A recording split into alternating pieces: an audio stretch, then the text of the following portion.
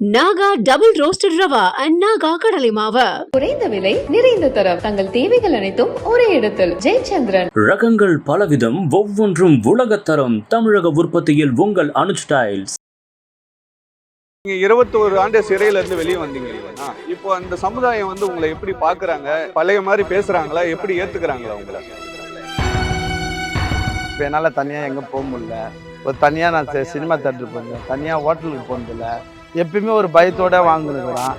இதெல்லாம் இல்லாமல் இருந்தால் என் பிள்ளைங்கள நான் ஸ்கூலுக்கு கூட்டின்னு போயிருப்பேன். எல்லா அப்பா அம்மா பார்க்கும்போது நம்மளுக்கு அதெல்லாம் கிடைக்கலன்ற அந்த வேட்டம்.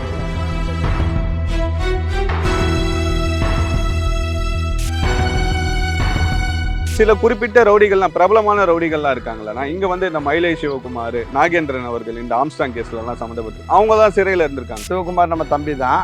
நாகேந்திரன்னா எனக்கு அண்ணன் மாதிரி. அவர் எங்களுக்கு ஆப்போசிட் டீமாக இருந்தாலும் எனக்கு சிறையில் பழகிட்டோம். பசுபதி பாண்டியன், ஜான் பாண்டியன், ராக்கெட் ராஜா, சிங்கு, கோலியால், சுபாஷ் பண்ணியார், மணல்மேடு சங்கர், முட்டரவி, திருச்சி குணா, சிறையில் பார்த்து எல்லாமே பழகணும்.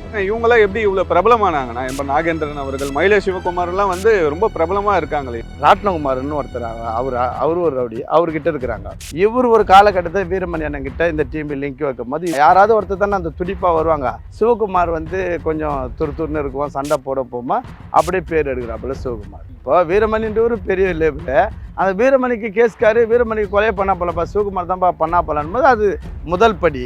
அயதுக்குப்பம் வீரமணி எல்லாம் எப்படி? அவர்லாம் ஒரு மாசுங்க, சிறையே பயப்படும். இவங்களெல்லாம் வச்சு படம் எடுக்கிறாங்க இல்லையா? இப்போ பசுபதி பாண்டியனை வச்சு வெங்கடேச பண்ணியார் இவங்களெல்லாம் வச்சு ஒரு படம் எடுத்திருந்தாங்க. இப்போ ஒரு மயிலை சிவகுமார் அவரோட கதையை வச்சு ஒரு படம் எடுக்க போறதா சொல்றாங்க. ஒண்ணுமே உண்மை இருக்காதுங்க. இப்போ எங்க கிட்ட இருந்து இவ்வளோ ஸ்டோரி இருக்குது, அந்த டைரக்டருக்கு இதுல எதுவுமே தெரியாது. வட சென்னை அவர் சொல்ற ஸ்டோரியா பார்த்தீங்கன்னா சிவகுமார் வந்து சொன்ன ஸ்டோரி அப்படின்னு சொல்றாங்க. ஆனா அதுக்கு முன்னாடியுமே இங்க பெரிய ஒரு கேங் வேற இருக்குது, ஒரு அஸ்திவாரமே பில்லரு நாங்க இருக்கிறோம். இப்போ அதில் விட நீங்க சொன்ன மாதிரி கத்தியெல்லாம் இங்க இதெல்லாம் எடுக்கிறாங்க. அதெல்லாம் நாங்களாம் அந்த சொல்லி கொடுத்துருப்பேன் சார், அதெல்லாம் அப்படி எடுக்கக்கூடாது சார், முதல்ல இப்படி இருந்து எடுக்கணும் சார். இப்போ ஆம்ஸ்டாங் அவர்கள் பார்த்தீங்கன்னா ஒரு படிச்ச அட்வொகேட்டா இருக்காரு, ஒரு கட்சி மாநில தலைவரா இருக்காரு. இந்த பக்கம் பார்த்தீங்கன்னா நாகேந்திரன் அவர்கள் வந்து ஒரு ரவுடிசம் பண்றாரு. இவங்களுக்குள்ள பழக்கம் எப்படி? நாகேந்திரனுக்கும் ஆம்ஸ்டாங்கையும் வந்து நீங்க ரெண்டு விதமா பிரிக்கணும். இவரு வந்து ப்ரொஃபஷனலா ஒரு பாக்ஸரு, ஒரு ஃபுட்பால் பிளேயரு, ஒரு அரசியல் இது பண்ணோம். ஆனா அண்ணன் நாங்கெல்லாம் வந்து வேற கேட்டகரி. இது பகையா மாறுச்சு, இல்ல இவர் தான் ஏகோன் குற்றவாளி, இவர் தான் கொலை பண்ணாருன்ற அளவுக்குலாம் சொல்றாங்க இல்லையா? அதுதான் அது வந்து நீங்க பாக்ஸரா இருந்திருக்குன்னு சொல்லியிருக்கீங்க. நீங்க அந்த ஸ்போர்ட்ஸ் லைன்லயே போய் இருக்கலாம். ஆனா இந்த இவங்க கூட எல்லாம் பார்த்து இன்ஸ்பயர் ஆகி நீங்க இந்த மாதிரி ரவுடிசத்துல இறங்குறீங்க இல்லையா? இப்ப இருக்க பசங்களும் அப்படிதான் நான் போறேன். இதெல்லாம் பார்க்கும்போது உங்களுக்கு எப்படி இருக்கு? அது தவறான ஒரு முன்னுதாரணமா இருக்கு. அதுக்கு நானே இருக்கிறேன்ல, என்ன பார்த்து 4 தம்பிங்க வரானுங்க, அதுவே நம்ம தலைகுனிவா தான் நான் நினைக்கிறேன். நிறைய பேர்லாம் சொல்றாங்க இந்த ஜெயில இருந்து தான் இவங்க வெளியே கொலை பண்றதுக்குலாம் பிளான் பண்ணுவாங்க. ஆமா, செல்போன் இருக்கு, அது மூலியமா பேசுவாங்க, உள்ள இருந்து தகவல் போவோம், அவங்களுக்கு தகவல் வரும். எந்த கொலை நடந்தாலும் ஜெயில உள்ள இருந்து தாங்க வெளியே போவோமே திட்டம். அதே மாதிரி நீங்க 6 சிறையில இருந்திருக்கீங்க இல்லையா? சில பேர் பிரபலமானவங்க எல்லாம் உள்ள வந்திருப்பாங்க, சிறைக்கு வந்திருப்பாங்க. அரசியல்வாதியை பார்த்திருப்பீங்க, அந்த மாதிரி விஷயங்களை யாரு? நான் நிறைய அரசியல்வாதி பார்த்துட்டேங்க, நிறைய அரசியல்வாதி பார்த்துட்டேன். டிடிவி தினகரன், ஐயா சோமசுந்தரம், அதுக்கப்புறம் அவர் நம்ம ராஜேந்திர இவர் அந்த இன்னொருத்தர் ஏடிஎம்கேல இருக்கிறாரு அவரு, அதுக்கப்புறம் வந்து ஆதி ராஜாராம் சொல்லி இப்போ ஏடிஎம்கே மாவட்ட செயலாளர், சேகர் பாபு, அதுக்கப்புறம் வெற்றிவேல் எம்எல்ஏ, இவங்கெல்லாம் அந்த இவர் பருதி இளம் வயது. அப்புறமா மற்றபடி அது மாதிரி எல்லாமே சிறைக்கு வருது. நக்கீரன் கோபால், வைகோ ஐயா என் கூட வாலிபால் ஆடுவாரு. அப்படியா? ஆமா, நக்கீரன் கோபால், வைகோ ஐயா, அந்த பேர் இன்னும் நிறைய பேர் சொல்ல முடியல. வீரப்பனுடைய கேஸ்காரு, ஆமா, முத்துக்குமார், அது மாதிரி அதுல சரவணன் சொல்லி ஒருத்தர், அப்புறம் சத்யான்னு ஒரு பையன் தம்பி, அவங்க இந்த மாதிரி நிறைய பேர்கிட்ட. இவ்வளவு அரசியல்வாதிகளை பார்த்திருக்கீங்க. சில குறிப்பிட்ட ரவுடிகள்லாம், பிரபலமான ரவுடிகள்லாம் இருக்காங்களா? இங்க வந்து இந்த மயிலை சிவகுமார், நாகேந்திரன் அவர்கள் இந்த ஆம்ஸ்டாங் கேஸ்ல எல்லாம் சம்மந்தப்பட்டு அவங்க தான் சிறையில இருந்திருக்காங்க. ஆமா, அது சிவகுமார் நம்ம தம்பி தான். நாகேந்திரன்னா எனக்கு அண்ணன் மாதிரி. அவரு எங்களுக்கு ஆப்போசிட் டீமா இருந்தாலும் எனக்கு சிறையில பழகிட்டோம். அவரு பசுபதி பாண்டியன், ஜான் பாண்டியன், ராக்கெட் ராஜா, சிங்கு, கோலியால், சுபாஷ் பண்ணியார், மணல்மேடு சங்கர், அதுக்கப்புறம் சந்திரவன், அதுக்கப்புறம் முட்டரவி, குணா, திருச்சி குணா, அப்புறம் அது போல் எந்தெந்த ஊரில் எந்தெந்த ஸ்டேட்டில் இருக்கிறாங்களோ அவங்க. இப்போ மதுரையில் இருக்கிற நம்ம தம்பிங்க தான் இப்போ வெள்ளைக்காளி, சப்பானி முருகேசன், அதுக்கப்புறம் என்னுடைய நண்பர் அவர் மோகன்ராமன், இது மாதிரி எல்லாரும் சிறையில் பார்த்து எல்லாமே பழகணுங்க தான். இப்போ ஆம்ஸ்டாங் கேஸ்ல வந்தீங்கன்னா நாகேந்திரன் அவர்கள் தான் வந்து ஏவன் குற்றவாளியா இருந்தார். இவர் வந்து எப்படி நான் இந்த இப்போ காவல்துறையெல்லாம் சொல்றாங்க இந்த ஏவன் குற்றவாளி வந்து அவர் சிறையில இருந்தே தான் இந்த ஃபுல்லா ஸ்கெட்ச் போட்டு எல்லாமே பண்ணது எல்லாமே சிறையில இருந்துதான்ற மாதிரி சொல்றாங்க. அப்படி பண்ண முடியுமா? நான் இல்லை அது நம்ம அதுக்குள்ளே போக முடியாது. ஏன்னா இப்போ போலீஸ் அவர் என்ன நோக்கத்தில் போட்டாருன்னு தெரியாது. இப்போ அது வந்து இப்போ இது வந்து பொதுவான கேள்வி நம்ம சொல்லலாம். இப்போ இது வந்து தனிப்பட்ட ஒருத்தருடைய கேள்வி அப்படின்னும் போது அதில் நம்ம ஏதாவது ஒரு கருத்து சொல்லி அது வந்து நாங்கள் இப்போ எல்லாம் பேசுகிறோம். அண்ணனை இறந்துட்டாரு. இப்போ அதை நம்ம பேசுறதுனால ஒன்றுமே இல்லை. இருந்தாலும் வந்து இந்த மீடியா இப்போ இதை பார்க்குறவங்க கூட பார்ப்பாங்க, அவர் பேசுறது கரெக்டாக பேசினா இருப்பான். போது போலீஸார் எந்த நோக்கத்தோடு அவரை போட்டுக்கிறாங்கன்னு தெரியாது. ஆனால் நான் அதுக்கு முன்னாடி உங்கள்கிட்ட சொல்லிட்டேன், சிறையில் இருந்து தாங்க எல்லாமே நடக்க போகணும். அதுமாரி இவர் பண்ணாரா போகலன்னா அதுக்குள்ளே நம்ம கண்டிப்பாக பதில் சொல்ல. இப்போ இவங்கெல்லாம் எப்படி இவ்வளோ பிரபலமானாங்கன்னா இப்போ நாகேந்திரன் அவர்கள், மயிலை சிவகுமார்லாம் வந்து ரொம்ப பிரபலமாக இருக்காங்களே. இல்லை அதுதான் சொல்கிறேங்க. இப்போது அவருக்கு முன்னாடி அவர் வந்து முதல்ல வந்து அவருக்குடைய ஆசான் வந்து ஒருத்தர் இருக்கார், அவங்க அண்ணன் தான். யார்? நிர்மலன்ட்டு. அப்புறம் ஜீவான்ட்டு அவங்க அண்ணன். இவருக்கு யாருக்கு தலையாக இருக்கிறாங்கன்னா ராட்னகுமார்னு ஒருத்தர். அவரு ஒரு ரவுடி, அவர்கிட்ட இருக்கிறாங்க. அவரு தான் வந்து முதல்ல ரவுடி, அவர்கிட்ட இவங்க இருக்கிறாங்க. இவருக்கு கடைசி தம்பியாக தான் இவர் இருக்கிறாரு. இவர் ஒரு காலகட்டத்தில் வீரமணி அண்ணன் கிட்ட இந்த டீம் லிங்க் வைக்கும் போது இவரும் லிங்க் வைக்கும் போது அதான் சொல்கிறேன், யாராவது ஒருத்தர் தானே அந்த துடிப்பாக வருவாங்க. அப்படியே இந்த அண்ணன் தம்பி நிர்மலி ஜீவாலாம் இல்லாத ஒரு பவர் சிவகுமார் வந்து கொஞ்சம் துருத்துருன்னு இருக்குவோம், சண்டை போட போமா அப்படியே பேர் எடுக்கிறாப்புல சிவகுமார். ஓகே. இந்த தோட்டம் சேகர் அவரோட கொலை வழக்கில் தான் இவங்கெல்லாம் பிரபலம் ஆகுறாங்கன்ற மாதிரி எல்லாம் சொல்றாங்க. ஆமாம். முதல் வீரமணி இல்லை, வீரமணி ஆல்ரெடி ஒரு பிக்கெஸ்ட் நேம் தான் சென்னையில். அதுக்கப்புறம் இந்த கொலை வழக்கில் வந்து அவருடைய வீரமணிக்கே கேஸ்கார் ஆகிட்டாங்க. இப்போ வீரமணின்ற ஒரு பெரிய லேபிள், அந்த வீரமணிக்கு கேஸ்காரு, வீரமணிக்கு கொலை பண்ணா போலப்பா, சிவகுமார் தான்ப்பா பண்ணா போலான்னு போது அது முதல் படி. அதுக்கப்புறம் தொடர்ந்து அவர் அது இருக்குவோம், அந்த ஃபீல்டில் இருக்குவோம், அப்படியே தன்னை அப்படியே வளர்த்துக்கிட்டார். இவரெல்லாம் எப்படின்னா அயதுக்குப்பம் வீரமணிலாம் எப்படின்னு நான் அண்ணா அவங்கெல்லாம் இருக்கும்போது 94 அவங்க சிறையில் இருக்கும்போதெல்லாம் நான் இருந்துருக்கிறேன். அவரெல்லாம் ஒரு மாசுங்க, சிறையே போய்விடும். சிறையில் அவருக்குன்னு தனி ஒரு மரியாதை அதெல்லாம் இருக்கும். இல்லை கன்னெல்லாம் வச்சுருப்பாங்கன்ற மாதிரி. இல்லை வெளியே அவங்க எப்படி இருப்பாங்க, உள்ளே வந்து அவருக்கு ஒரு நல்ல மாசு. அன்றைய காலகட்டத்தில் ஒரு தமிழ்நாட்டில் பெரிய இந்த சென்னைனாவே ஒரு ஆள் தான். இன்றைக்கி பல பேர் பேசுகிறோம்ல, அன்றைக்கி ஒரு ஆள் யாருன்னா அது வந்து வீரமணி அண்ணன் தான். அன்றைக்கி டாப் ரவுடினா. ஆமாம், டாப் ரவுடினா வீரமணி அண்ணன் தான். இந்த மாலைக்கன் செல்வம் அவர்லாம் சொல்கிறாங்களே. ஆமாம், அவர் செல்வம் நீங்கள் சொன்னீங்களா, அவர் என்னுடைய வழக்கில் இருந்தவர், என் கூட இருந்தவர். அவர் என்னுடைய கோ அக்கிஸ்ட். அது அந்த எக்மோர் நீதிமன்றத்தில் கொலை பண்ணதில் அவர் கேட் ராஜேந்திரன், மாலைக்கன் செல்வம், இவங்கெல்லாம் வந்து சின்னா, அதுலேயும் ஆசை தம்பி, கபிலன், மனோ, இவங்கெல்லாம் வந்து இவங்க 5 பேர் என்கவுண்டரில் ஷூட் பண்ணாங்க லைலா காலேஜில். அவங்களே என்னுடைய கோ அக்கிஸ்ட் அவங்க. ஓகே. சென்னையில் இவங்கெல்லாம் பிரபலமாக ரவுடி ஆக்கிட்டு வரும்போது அந்த சைடில் தென் மாவட்டங்களில் இந்த ராக்கெட் ராஜா அவர்கள்லாம் வந்து உங்கள் கூட இருந்திருக்கிறத சொன்னாங்க. அவங்களாம் எப்படின்னாங்க? அவங்க அது அவங்களுடைய சண்டை வேறங்க. அவங்க வந்து சமுதாய சேர்ந்த பசுபதி பாண்டியன் அண்ணன் சரி, ஜான் பாண்டியன் அண்ணன் சரி, இவங்கெல்லாம் சரி, அவங்க அவங்க வந்து இந்த மாதிரி பணத்துக்காகவோ இல்லை ஒரு இதுக்காகவோ எல்லாம் நட்புக்காக அவங்க வந்து தன்னுடைய சமுதாயத்தில் ஏதாவது ஒரு பிரச்சனைகள் உருவாகும் போது தன்னை வந்து இப்போ அவங்க சாதாரணமாக தான் இப்போ ராக்கெட் ராஜாவில் நாங்களாம் வந்து பார்க்கும்போதெல்லாம் இவ்வளோ ஒரு இதெல்லாம் இல்லை. இன்றைக்கி ஒரு சமுதாயமே கொண்டாடினா அவர் அந்த சமுதாயத்துக்காக எவ்வளோ பாடுபட்டுருப்பாருன்றதான் நம்ம பார்க்கணும். இப்போ சுபாஷும் நான் அவர் கூட இருந்துக்கிறேன், சுபாஷும் என் கூட தான் இருந்திருக்காரு, ராக்கெட் ராஜாவும் இருந்திருக்காரு. ஆனால் அவரெல்லாம் பார்த்தீங்கன்னா ஒரு முதலாளித்தத்தோடு வந்தவங்க, பணக்காரே வந்தவங்க. இவங்கெல்லாம் வந்து கஷ்டப்பட்டு தான் இன்னைக்கு ராக்கெட் ராஜால அந்த இடத்துக்கு வந்தாப்புல. ஆனால் அது வந்து அவருக்கு அந்த எஃபெக்ட் இருக்குதுன்னா அது நியாயமானது தான். இப்போ இந்த இவங்களெல்லாம் வச்சு படம் எடுக்கிறாங்க இல்லையா, இப்போ பசுபதி பாண்டியனை வச்சு வெங்கடேச பண்ணியார் இவங்களெல்லாம் வச்சு ஒரு படம் எடுத்திருந்தாங்க. இப்போ ஒரு படம் அதே மாதிரி பார்த்தீங்கன்னா இந்த மயிலை சிவகுமார் அவரோட கதையை வச்சு ஒரு படம் எடுக்க போகிறதா சொல்றாங்க. இதெல்லாம் எப்படி பார்க்குறீங்க? இதில் அதில் ஒன்றுமே உண்மை இருக்காதுங்க. ஒரு மைய கருவி. இப்போ நீங்கள் கேட்குற மாதிரி இப்போ எங்ககிட்ட இருந்து இவ்வளோ ஸ்டோரி இருக்குது. அங்கே அந்த இப்போ நீங்கள் அந்த படத்தில் பார்த்தா அந்த டைரக்டருக்கு இதில் எதுவுமே தெரியாது. இப்போ நானும் வந்து வெளியே வந்து வட சென்னையெல்லாம் பார்த்தேன். வட சென்னைக்கும் ரவுடிஸத்துக்கும் பார்த்தீங்கன்னா இப்போ எனக்கே பார்த்தா தெரியுது ரோலு அதெல்லாம். இது எல்லாமே பார்த்தா அப்போ வட சென்னை அவர் சொல்கிற ஸ்டோரியாக பார்த்தீங்கன்னா சிவகுமார் வந்து சொன்ன ஸ்டோரி அப்படின்னு சொல்கிறாங்க. ஆனால் அதுக்கு முன்னாடியுமே இங்கே பெரிய ஒரு கேங் வேறே இருக்குது. ஒரு அஸ்திவாரமே பில்லரு நாங்கள் இருக்கிறோம். சேரா வெள்ளரவின்றா ஒரு மாபெரும் 2 சக்தி இருந்தது. அதுதான் சென்னையில் ஒரு 1992லேருந்து 95 94லேருந்து ஒரு 2015-20 வரைக்குமே கொடி கட்டி பறந்தாங்க. அந்த டீமுடைய வகைறாங்க தான். அதுக்கப்புறம் தான் அது எல்லாம் ஒன்று ஒன்றா மாற அதுக்கப்புறம் சின்ன தம்பிங்கெல்லாம் வெளியே வந்தாங்க. அப்போ அதில் விட பார்த்தீங்கன்னா இன்னும் சொல்கிற அளவுக்கு அவர் இது பண்ணுற மாதிரி எல்லாம் அந்த கதை. ஆனால் பார்க்குறதுக்கு ஒரு டிஃப்ரெண்ட்டான கதை, ரவுடிச கதைன்றதுனால இது இருக்குது.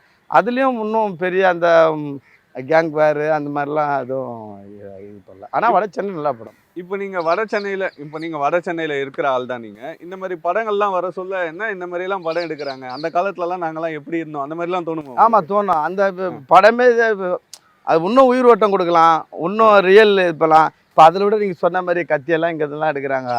அதெல்லாம் நாங்களாம் அந்த சொல்லி கொடுத்துருப்பேன் சார், அதெல்லாம் அப்படி எடுக்கக்கூடாது சார், முதல்ல இப்படி இருந்து எடுக்கணும் சார், இங்கே வைக்கணும் சார், இது மக்கள் பார்க்குறதுக்கு எடுக்க, நாங்கள் அந்த காலத்தில் இப்படி தான் சார் பண்ணோம் அப்படின்லாம் சொன்னால் இன்னும் அதில் உயிர் ஓட்டம் காட்டலாம். இன்னொன்று வந்து அது மாதிரி தப்பானமா வட சென்னைனாலே ஒரு தப்பான ஆங்கிள்லேயே போகிறாங்க. அதில் எவ்வளோ நல்லதெல்லாம் இருக்குது, அதையும் நம்ம காட்டணுன்றது. இல்லைண்ணா, நீங்கள் கூட பேசும்போது சொல்லியிருந்தீங்க படங்கள்லேயும் அப்படி தான் காட்டுறாங்க. நீங்கள் பாக்ஸராக இருந்திருக்கேன்னு சொல்லியிருக்கீங்க. நீங்கள் அந்த ஸ்போர்ட்ஸ் லைன்லேயே போய் இருக்கலாம். ஆனால் இந்த இவங்க கூட எல்லாம் பார்த்து இன்ஸ்பயர் ஆகி நீங்கள் இந்த மாதிரி ரவுடிசத்தில் இறங்குறீங்க இல்லையா? இப்போ இருக்க பசங்களும் அப்படிதான் நான் அப்படிதான். இதெல்லாம் பார்க்கும்போது உங்களுக்கு எப்படி இருக்கு? அது தவறான ஒரு முன்னுதாரணமாக இருக்குது. அதுக்கு நானே இருக்கிறேன்ல, என்னால் அது மாதிரி இருக்குதுல்ல.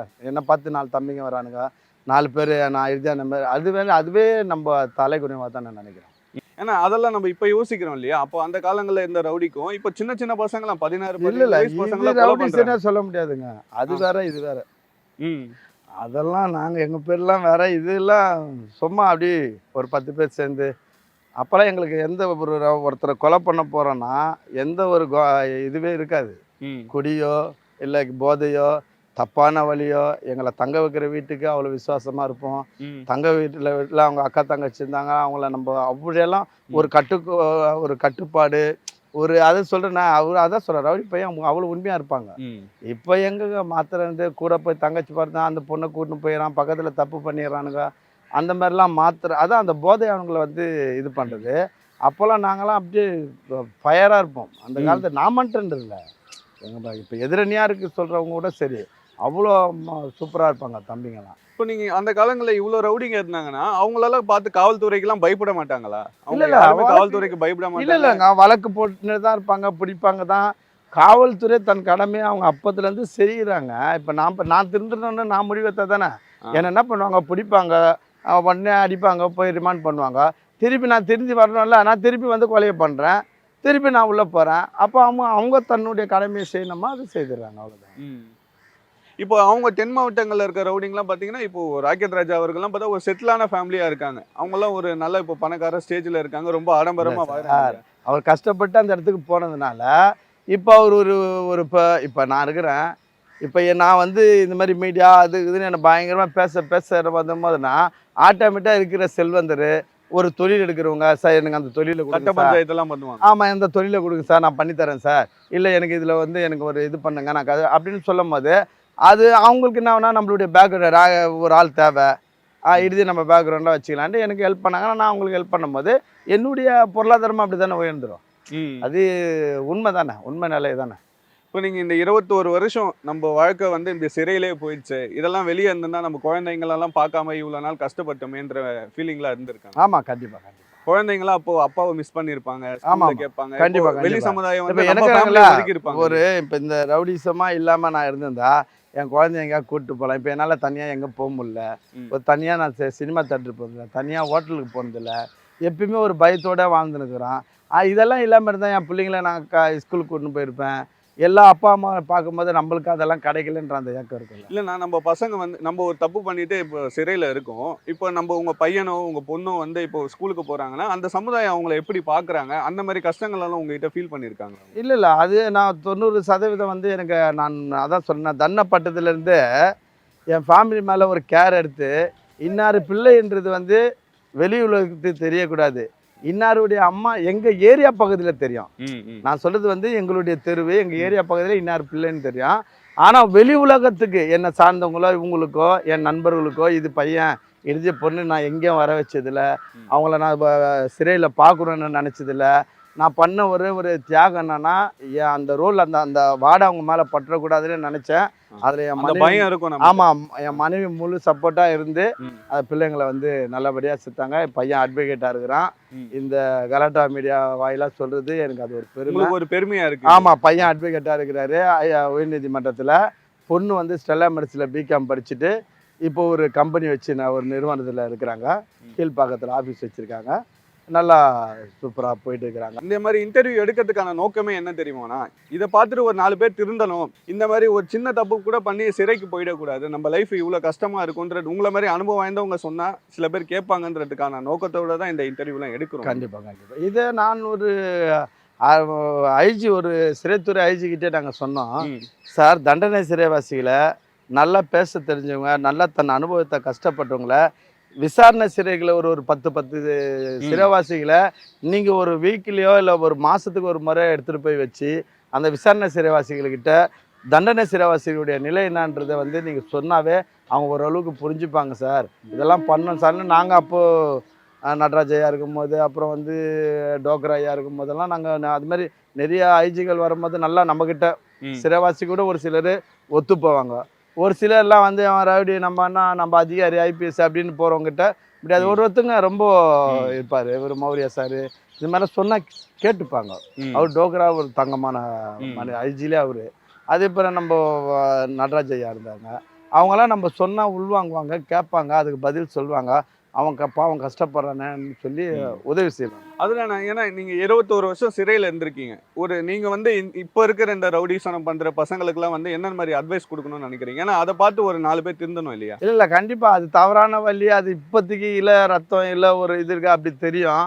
அவர் தண்டனைன்னு படும்போது தன்னுடைய வாழ்க்கையை நினச்சி பார்த்தோன்னா சுடுகாடாது. இப்போ நான் இங்கேருந்து பேசுகிற மாதிரி அவன் வாழ்க்கை சுடுகாடாக தான். ஆமாம், அது மாதிரி தான் ஆகிடும். இந்த இது அதுக்காக தான் இந்த சுடுகாடையே நான் வந்து உங்கள் பேட்டி கொடுக்கும்போது கூட வாங்க எங்கள் ஏரியா பகுதியில் சுடுகாடுன்னா கடைசி அவங்க சொல்ல வர பாடம் என்னன்னா, இது மட்டும் தான் மிஞ்சுமா கண்டி, வாழ்க்கையில் வேறு எதுவுமே கிடைக்காது. இப்போ உள்ள ரவுடிஸ் பார்க்குறதுக்கு நல்லா இருக்கும், ஆனால் திரும்பி பார்த்தானா ஒரு 10 வருஷம் கழிச்சு இது வந்து ஒன்றுமே இல்லை, இது அசிங்கம், இதுதான் இந்த மண்ணு தான் அவனுக்கு சொந்தன்ற மாதிரி நிற்கும். இதுதான் சார். இப்போ ஆம்ஸ்ட்ராங் அவர்கள் பார்த்தீங்கன்னா ஒரு படித்த அட்வொகேட்டாக இருக்கார், ஒரு கட்சி மாநில தலைவராக இருக்கார். இந்த பக்கம் பார்த்தீங்கன்னா நாகேந்திரன் அவர்கள் வந்து ஒரு ரவுடிசம் பண்ணுறாரு, பாக்ஸராக இருந்து ஆரம்பித்து ஒரு ரவுடிசம் பண்ணி வட சென்னையில் ஒரு பெரிய ரவுடியாக இருக்கார். இவங்களுக்குள்ள பழக்கம் எப்படின்னா நீங்கள் சொல்லுங்கள். இல்லை இப்போ நீங்கள் இங்கே ஒரு இந்த கேள்வி கரெக்டான கேள்வி, நல்ல கேள்வி. நாகேந்திரனுக்கும் ஆம்ஸ்ட்ராங்கையும் வந்து நீங்கள் 2 பேர் 2 விதமாக பிரிக்கணும். இவர் வந்து ப்ரொஃபஷ்னலாக ஒரு பாக்ஸரு, ஒரு ஃபுட்பால் பிளேயரு, தனக்குன்னு ஒரு வட்டத்தை வச்சுக்கின்னு ஒரு அரசியல் இது பண்ணோம். முதல்ல ரங்கநாதன் எம்எல்ஏ இருந்து ஏரியாவில் சின்ன சின்ன விஷயங்களுக்கு வந்து ஹெல்ப் பண்ணோம். அதுக்கப்புறம் வந்து ஜெகன்மூர்த்தியார்கிட்ட சமுதாய சிந்தனை உருவாகி அவர் போய்ட்டு இவர் பூவியார்கிட்ட இருந்து அவர்கிட்ட அரசியல் கற்றுக்கினேன், தனி ஒரு இயக்கம் ஆரம்பிக்கணும்னு நினச்சி வந்தவர் திருப்பி வந்து பகுஜன் சமாஜில் வந்து தன்னை இணைச்சிக்கினே ஒரு மாநில தலைவராக இருந்து பல ஏழை எளிய மக்களுக்கு, அதுவும் தலித் மக்களுக்கு, தன்னுடைய பறையர் சமுதாய மக்களுக்கு அவர் செய்ய வேண்டிய கடமைகளை செய்துட்டு வந்தவர். ஆனால் அண்ணன் நாங்கள்லாம் வந்து வேற கேட்டகரி. அப்போ இப்போ நான் சொல்கிறது எங்களுக்கு ஆப்போசிட்டாக இருந்தவங்க அண்ணன் நாங்களும் அப்புறம் ஒரு கட்டத்தில் எல்லாம் நாங்கள் வந்து பேசிட்டோம். சுமூகமாக நானும் நாகேந்திரன்லாம் பேசி எல்லாம் ஒன்றா இருந்தோம். அது வந்து நான் அண்ணன் வந்து ஸ்டார்டிங்லேருந்து அவர்லாம் 92 93 ரவுடிஸாக உருவானவர். ஒரு டீம்லேருந்து வெள்ளரவின்ற ஒரு டீமில் வந்து. ஆனால் இவங்களுக்குள்ள ஆரம்பத்துலேருந்து பகை இருந்தது. அப்படியெல்லாம் எந்த ஒரு இதுவும் இல்லைங்க. ஒரு காலகட்டத்தில் எல்லாமே ஒன்றா இருந்தவங்க, ஒன்றா பேசினவங்க. இவரு அண்ணன் கூப்பிடுவாரு, அவர் தம்பின்னு சொன்னவங்க தான் பேசி. ஆமாம் ஆமாம், நீண்ட நாள். இப்போ நீங்கள் லாஸ்ட் இதில் கூட பார்த்துருப்பீங்க, எல்லாம் ஒன்றா இருந்தால் அவங்க பையோட பிறந்த நாள் அப்படின்னா அந்த அளவுக்கு ஒரு குடும்ப உறவாக தான் இருந்தாங்க. அப்புறம் எப்படி நான் இது பகையா மாறிச்சு, இல்லை இவர் தான் ஏவன் குற்றவாளி, இவர் தான் கொலை பண்ணாருன்ற அளவுக்குலாம் சொல்கிறாங்க இல்லையா? அதுதான் அது வந்து போலீஸார் என்ன கொண்டாட்டத்தில் அதை எடுத்துகிட்டு போகிறாங்க. அது உண்மை என்ன ஏதுன்ட்டு அது இறைவனுக்கு தான் தெரியும். இப்போ உங்களுக்கு எனக்குமே அதை பற்றி தெரியாது. ஆனால் அதுக்குள்ளே என்ன நடந்தது, ஏது நடந்தது, என்ன இதுன்ட்டு நம்ம அது தெரியாத நம்ம அதை பற்றி பேசுறது நல்லா. இப்போ நீங்கள் 21 ஆண்டு சிறையிலேருந்து வெளியே வந்தீங்க இல்லையாண்ணா, இப்போ அந்த சமுதாயம் வந்து உங்களை எப்படி பார்க்குறாங்க, இல்லை பழைய மாதிரி பேசுகிறாங்களா, எப்படி ஏற்றுக்கிறாங்களா உங்களை? இல்லை இப்போ நான் தொடர்ந்து பரோல் லீவு அப்படிலாம் வந்து போகும்போது அந்த மக்கள்கிட்ட ஒரு சுமூகமான உறவுகளை நான் கொண்டு வந்தேன். இருந்தாலும் வெளி உலக வாழ்க்கைன்னு நம்ம விடுதலை ஆகிட்டோம் அப்படின்னு நினச்சி வரும்போது ரொம்ப வித்தியாசமா இருந்தது. என் ஏரியாவே எல்லாம் மாறிட்டு மாறி இருந்தது. இருந்தது. எல்லாம் பிரிட்ஜா இருக்குது. நான் போன ரோடு தெரில, நான் போன இருந்த இடம் தெரில, எனக்கே என்னுடைய வழி எல்லாம் தெரில. இப்படி சுற்றி போகணுன்றாங்க. அது நான் தெரியாமல் ஒரு முறைலாம் போயிட்டேன். இதெல்லாம் ஏன் இப்படி போகலாமாடாண்ணா, இதெல்லாம் நம்ம ஏரியாவிலனா நம்ம அப்படி சுற்றி போகும்போது ஒரு ரொம்ப 21 ஆண்டுகள்ன்றது உங்களுக்கு தெரியும், பெரிய கஷ்டம். இது 21 ஆண்டு ஜெயிலேருந்து வந்துட்டு பார்க்கும்போது ஒரு பயங்கர பிரமிப்பாக இருந்தது. உலகத்தை பார்க்கும்போது சரி ரொம்ப சந்தோஷமாக இருந்தது. அதுவும் என் மனைவி பிள்ளைங்களை நம்ம வந்து நிரந்தரமாக கூட இருக்க போகிறன்ற போது சொல்ல அளவில்லாத ஒரு மாபெரும் சந்தோஷமான அந்த நாள் வந்து இன்னமும் மறக்க முடியாத நாள். அது இன்னமும் அந்த ரிலீஸ் ஆன தேதி வந்தாலே அந்த மாதம் அந்த ஆண்டு ஒவ்வொரு ஆண்டு வரும்போதெல்லாம் அதை கொஞ்சம் நல்லா செலிப்ரேட் பண்ணுவோம். வீட்டுக்குள்ளே ஃபேமிலிக்குள்ளே அந்த ஒரு சந்தோஷத்தை பகிர்ந்துப்போம். ரொம்ப நன்றிண்ணா. நீங்கள் நிறைய உங்களோட அனுபவங்களை சொன்னீங்க. இது மூலயமா 4 பேர் இதை அவங்க லைஃப்பை மாற்றிப்பாங்க நம்பி தான் நம்ம இந்த விஷயங்களெல்லாம் பேசுகிறோம்.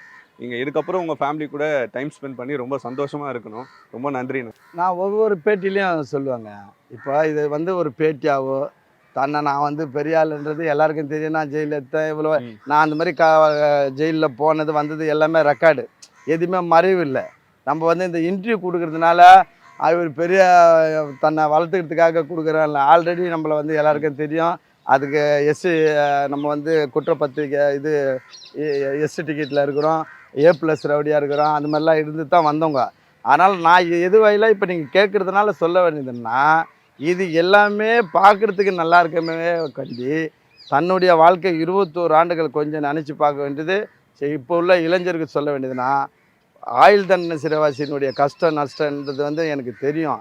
அதனால் இனி வர தம்பிங்க யாருமே அப்படிப்பட்ட ஒரு தவறான வழியில் இந்த கொலை, ஒரு சின்ன சண்டை கண்டவனோட அந்த கொலை குற்றம் இப்படின்னு போயிட்டு தன்னையும் தன் வாழ்க்கையும் தன்னை மட்டும் இல்லாமல் தன் குடும்பத்தையும் அழிச்சு, அது இல்லாமல் இந்த சமுதாயத்துக்கும் நம்ம சீர்கேடாக இருந்து அழிஞ்சு போவதோட 4 பேருக்கு நல்லதாக இருக்கிற மாதிரி இந்த மாதிரி தவறுகளை இனி ஒரு காலம் செய்யாதீங்க. ஏன்னா என்னுடைய அனுபவம், என்னுடைய சிறைய வாழ்க்கை, என்னுடைய கஷ்டம் உங்களுக்கு எல்லாருக்கும் ஒரு கேள்விக்குறியாக இருக்கட்டும் என்றதை நான் தெரிவிச்சுக்கிறேன். ரொம்ப நன்றி.